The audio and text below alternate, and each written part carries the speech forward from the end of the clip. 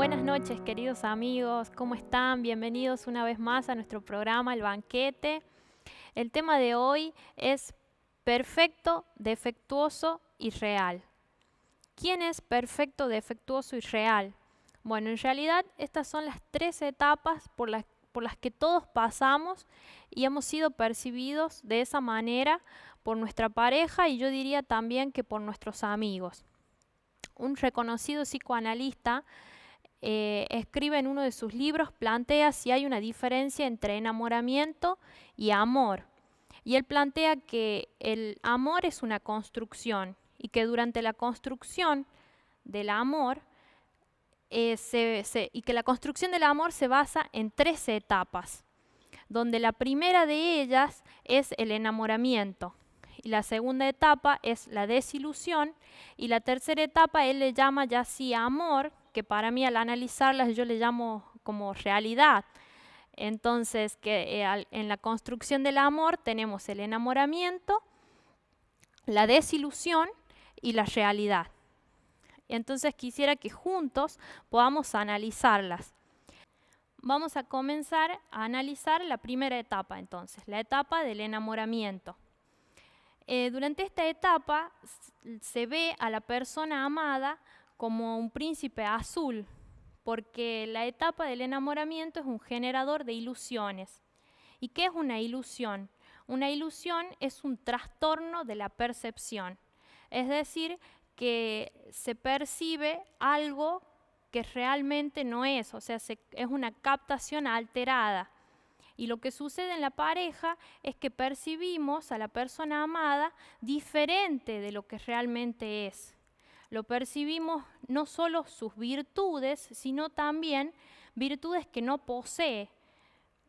No vemos sus defectos, sino que vemos las virtudes y además virtudes que no posee, porque lo magnificamos. Ocurre una magnificación del otro. ¿Y por qué se da esa magnificación? El psicoanálisis lo explica como si el enamorado fuese una jarra, la persona amada un vaso y el amor el agua. Entonces es evidente que cuanto más agua se coloque en el vaso, menos quedará en la jarra. Bueno, eso es lo que sucede con el amor. Dice, cuanto más amor coloca el enamorado sobre la figura de la persona amada, menos queda en él. Y eso es lo que hace que coloque a la persona amada en un lugar de magnificación, de engrandecimiento, donde lo ve hermoso, perfecto, y ocurre un empequeñecimiento en su persona. Pero durante la construcción del amor, esta etapa termina, concluye, porque como dijimos, durante la etapa del enamoramiento se ve a la persona diferente de lo que realmente es. No solo vemos sus virtudes, sino también virtudes que no posee. Pero como todos sabemos, las personas no somos perfectas, entonces no existe ese lugar de perfección y de magnificación en la que se coloca la persona amada. Y es allí donde comenzamos, pues recién cuando esta etapa termina, es que comenzamos a ver los defectos de la otra persona. Y allí es donde comienza ya la etapa de la desilusión. En la etapa de la desilusión, ya la persona amada deja de ser un príncipe y pasa a ser un sapo, porque si antes se lo veía mejor de lo que es, ahora se lo ve peor de lo que es. ¿Y cómo se da el paso de una etapa a la otra? Bueno, el tiempo pasa y el enamorado ya comienza a ver en la persona a la que ama cosas que no le gustan, que no le agradan y comienza a ver que esa persona no era perfecto como parecía en un comienzo. Y es allí donde viene la desilusión. Y esa desilusión hace que lo juzgue incluso de una manera cruel. Así como antes multiplicaba sus virtudes, ahora multiplica sus defectos. Y desde el punto de vista emocional, lo primero que suele aparecer es un sentimiento de enojo al no resultar la relación lo que esperaba, y entonces puede surgir el deseo de terminar con la relación. Y hasta aquí podría verse la primera etapa del enamoramiento como mejor que la de la desilusión, pero en realidad ambas son etapas ilusorias, O sea, hay una falsa percepción de la realidad y ambas tienen sus riesgos.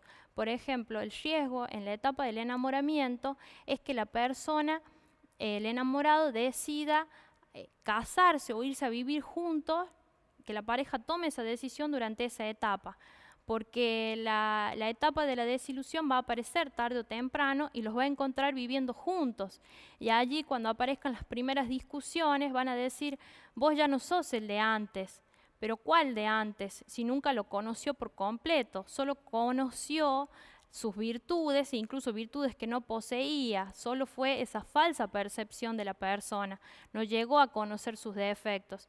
Y allí, cuando comienza a conocerlo, es que se decepcionan, que es el otro riesgo que se da en la etapa de la desilusión, que durante esa etapa decidan romper con la relación por el simple hecho de que la otra persona no es perfecta. Y imaginémonos que si todas las relaciones se rompieran porque las personas tienen defectos, pues todo el mundo estaría solo.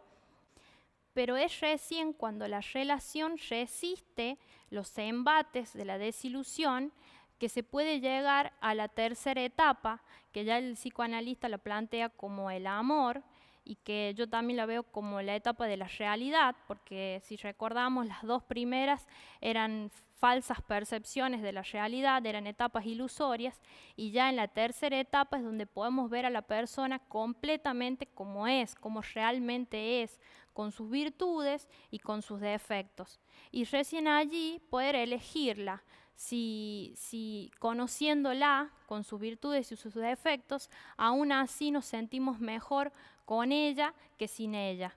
Que eso es lo principal, el sentirse bien con esa persona, el que esa persona nos ayude a crecer y que podamos crecer juntos, no estancarnos en esos defectos, sino seguir creciendo.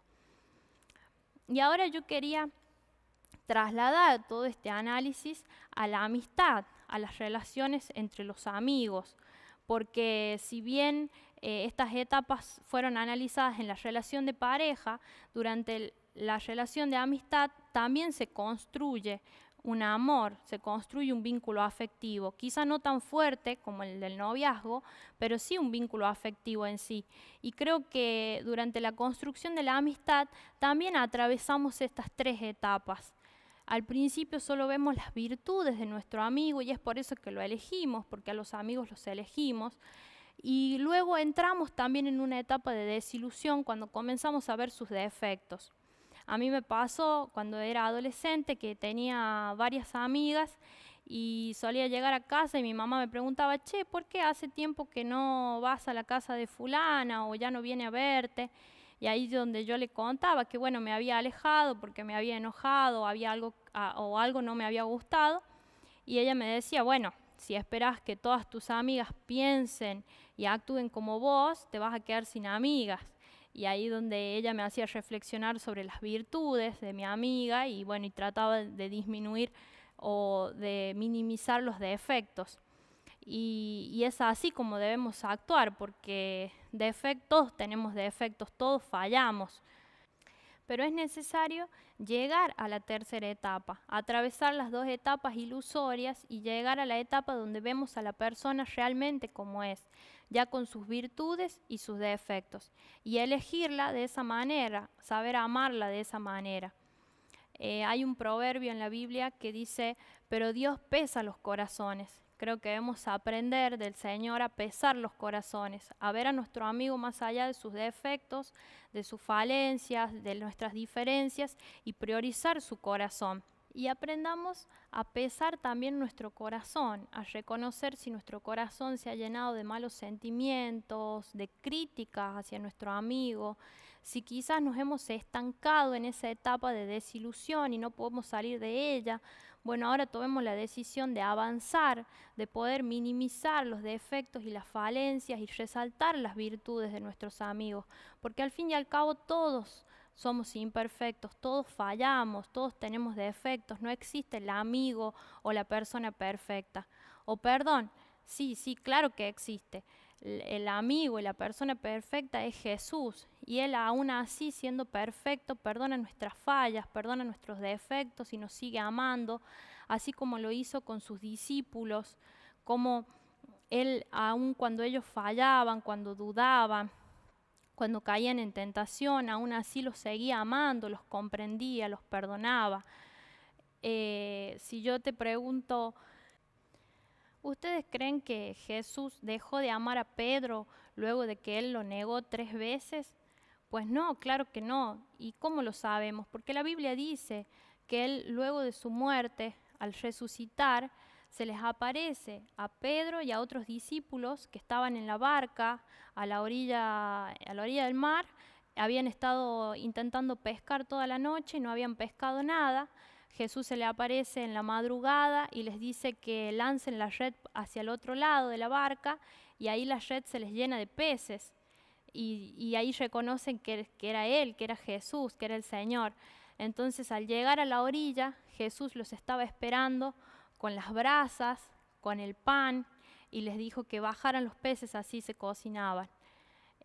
Pueden ver ahí el amor de Jesús, que no le criticó, no lo increpó a Pedro, no le dijo que ya no era más su amigo, sino que lo esperó con las brasas listas, con el pescado, con el pan, porque él sabía lo que había en el corazón de Pedro y comprendió que había fallado, comprendió sus defectos y aún así lo perdonó y lo siguió amando hasta ese punto.